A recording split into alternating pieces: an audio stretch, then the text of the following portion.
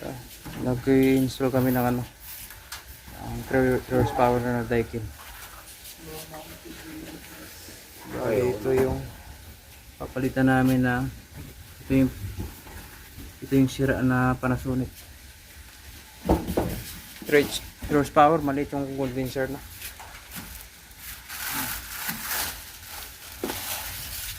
5838 na pala.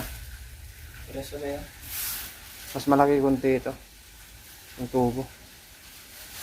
Pala yung sirang ano, aircon Panasonic. Ayan.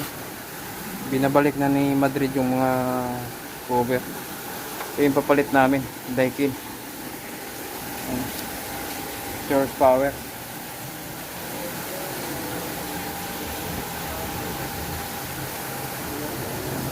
Ito pala yung pang-flashing namin ng copper para sa tubo. Ayan. Ipa-flashing namin yung pinaka-pipe nito.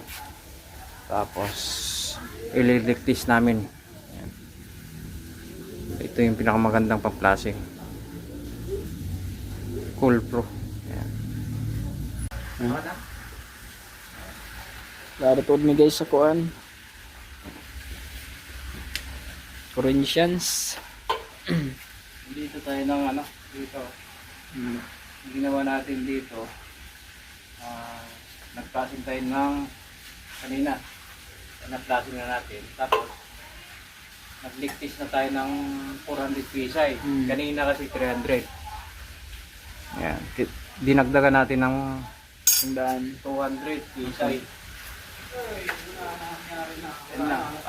Antay-antayin lang namin ng ilang oras. Sa likod. Tapos na-relocate na namin din yung ano, Base. Mas buya pala ba? Okay. Niligtis namin muna yan. Dinugtong ko na yung kanina yan. Niligtis namin yan. Ang ganda pa naman ng unit oh. Nasira sa ano, nasira yung board. Maganda yung ano nito. Maganda kasi yung unit na to. Ano, maganda. Wala kang masabi. Kaso nasimpuhan yung sira yung board. Eh, pinalit namin. Ito yung papalitan namin. Oh.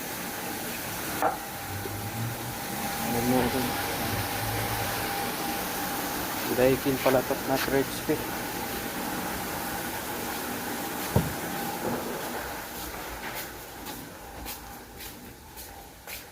Yan. Nagpalit kami ng unit. Naligtis namin ng 400.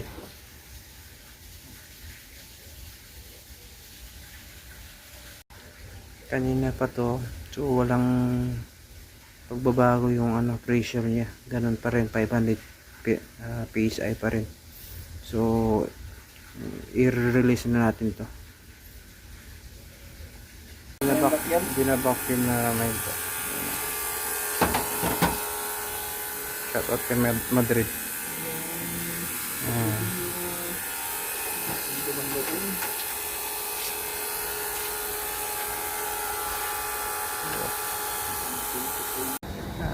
Ito nagmagana na siya.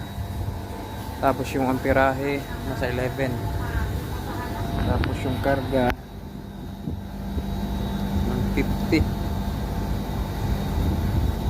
150 yung karga.